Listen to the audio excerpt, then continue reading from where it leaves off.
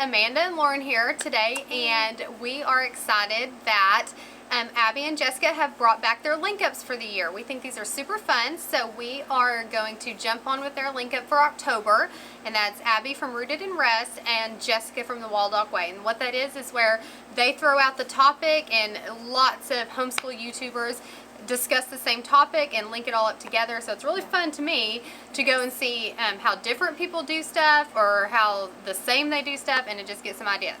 So this month's topic is, what is it? How we make geography fun in our homeschool. Yeah. So, yeah, we're going to try to cover that, I guess, today. I guess we'll just talk about some of the things we do, because I really like geography. Do you?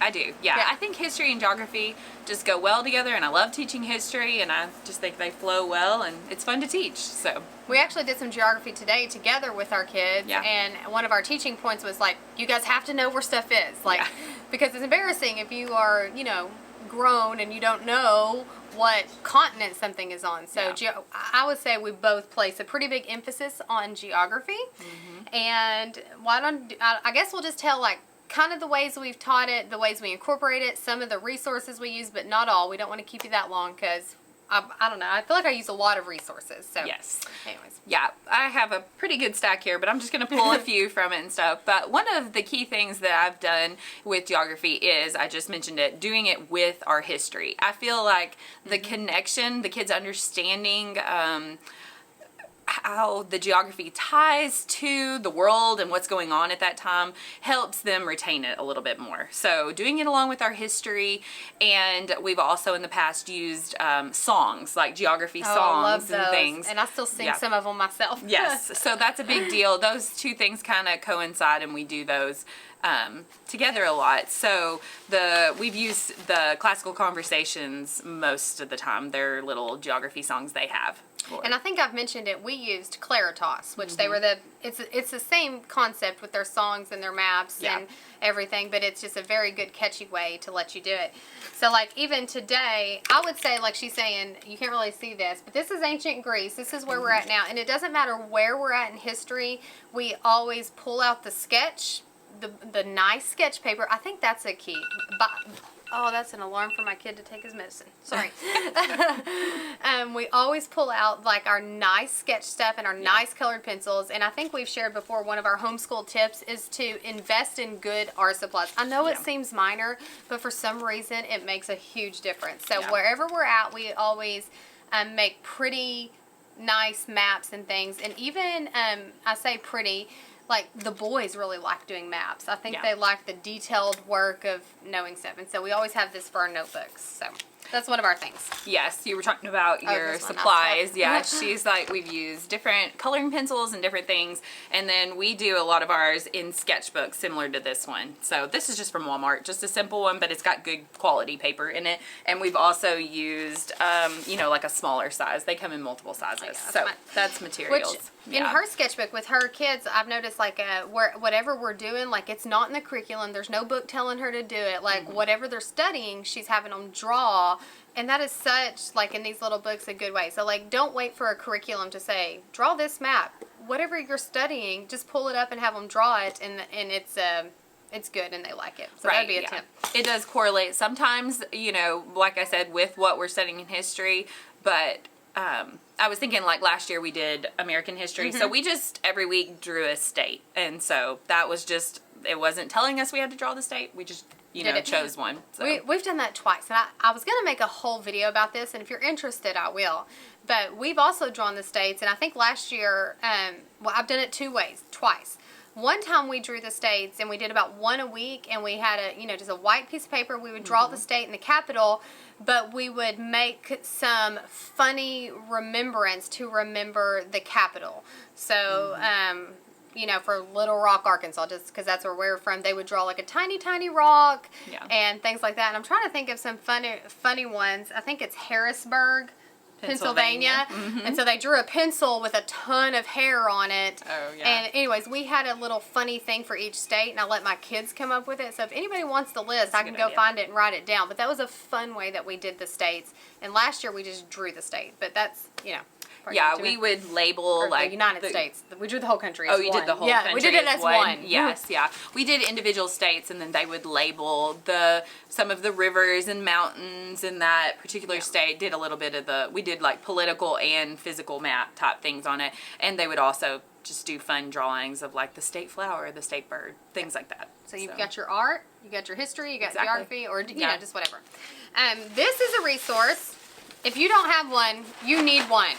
This is a scrunch map. Yeah. We have pulled out, you know, the globes. I've pulled out posters. We've had things digital.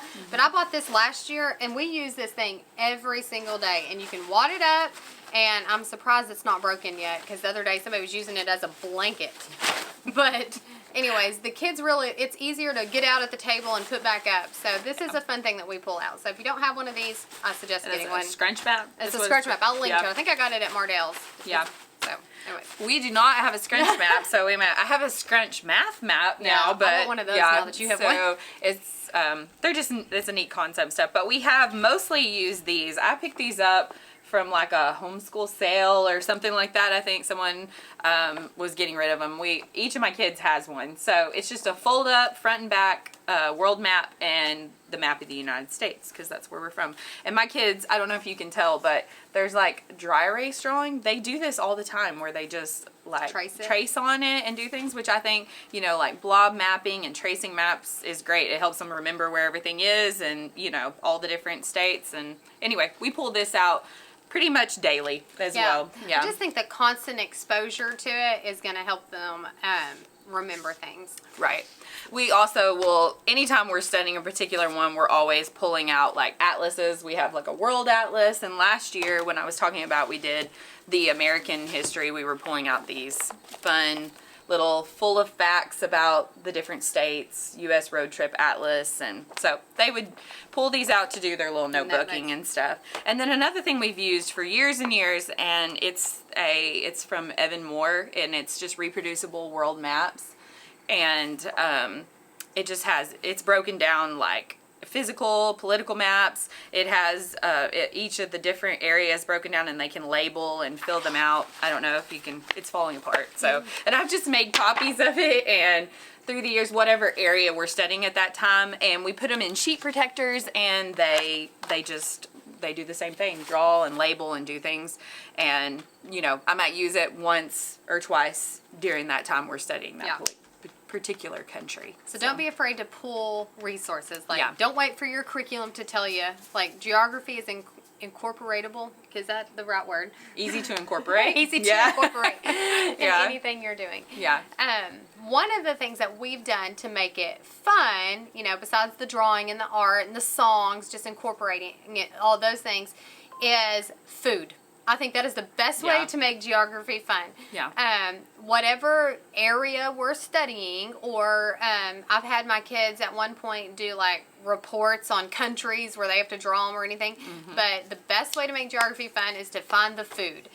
Today we did Greece as a group, and so we had Greek food. We've done Italy, and so my kids have got to look up a recipe, and we've tried some funky stuff. Some things we've liked, some things we haven't. We made homemade egg drop soup one time. That was actually like so fun.